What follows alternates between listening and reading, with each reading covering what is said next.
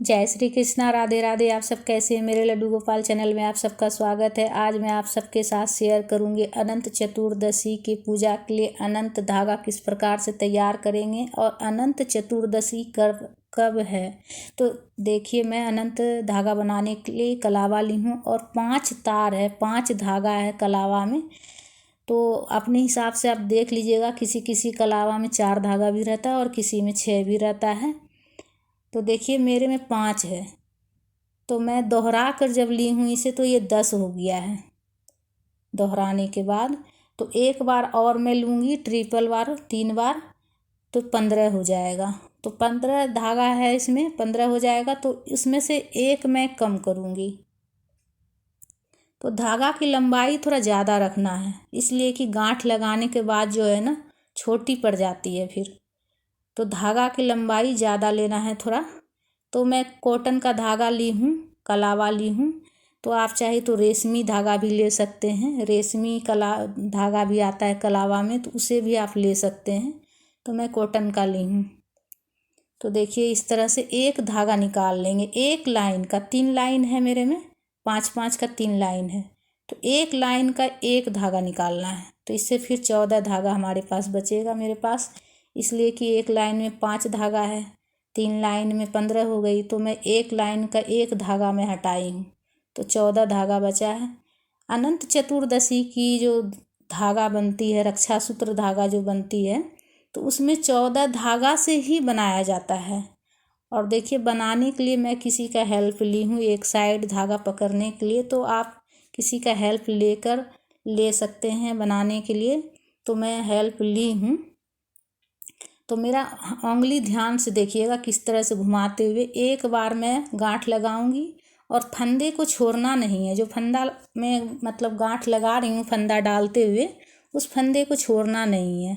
उसी फंदे से धागा को निकालते हुए 14 गांठें लगानी होती है। अनंत चतुर्दशी की पूजा के लिए 14 गांठें लगानी होती है, इसलिए कि रक्षा सूत्र जो बनती है ना पूजा के लिए, उसमें 14 गांठें होती है।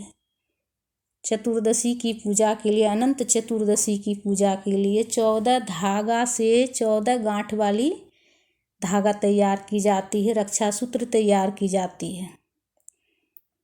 तो अनंत चतुर्दशी का व्रत रखा जाएगा 28 सितंबर को, 2028 सितंबर को अनंत चतुर्दशी का व्रत रखा जाएगा।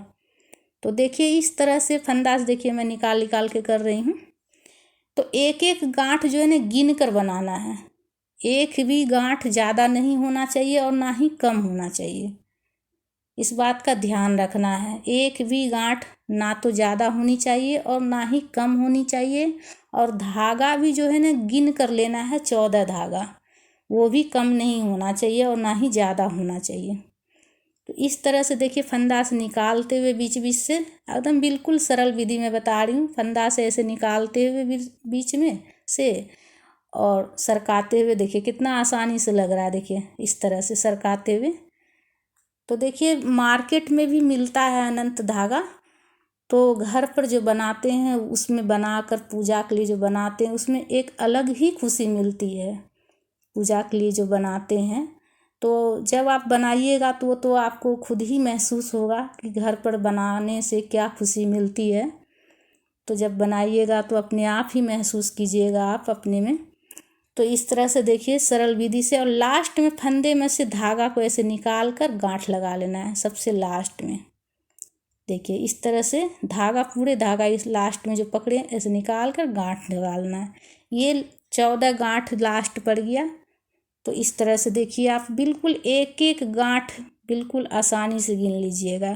इतना बढ़िया से बना है, तो बिल्कुल आसानी से गिन लीजिएगा। तो घर पर आप बिल्कुल सरल विधि से इस तरह से बना सकते हैं। आप चाहे तो रेशमी धागा से भी बना सकते हैं फ्रेंड्स। और पूजा के बाद इसे कलाई पर बांधा जाता है। तो धागा की लंबाई थोड़ा ज़्यादा ही लीजिएगा बनाने के लिए, इसलिए कि गांठ पड़ने के बाद छोटी हो जाती है। तो धागा की लंबाई थोड़ा ज़्यादा रखना है। तो फ्रेंड्स, हमारा ये वीडियो आप सबको कैसा लगा है? अगर अच्छा लगा है तो लाइक ज़रूर कीजिएगा, और हमारे चैनल पर अगर नए हैं तो सब्सक्राइब ज़रूर कर लीजिएगा। और एडवांस में आप सबको अनंत चतुर्दशी की हार्दिक शुभकामनाएं। तो इस तरह से देखिए कलाई पर बांधी जाती है। बहुत से लोग बाह पर भी बांधते हैं, बहुत से लोग कलाई पर भी बांधते हैं।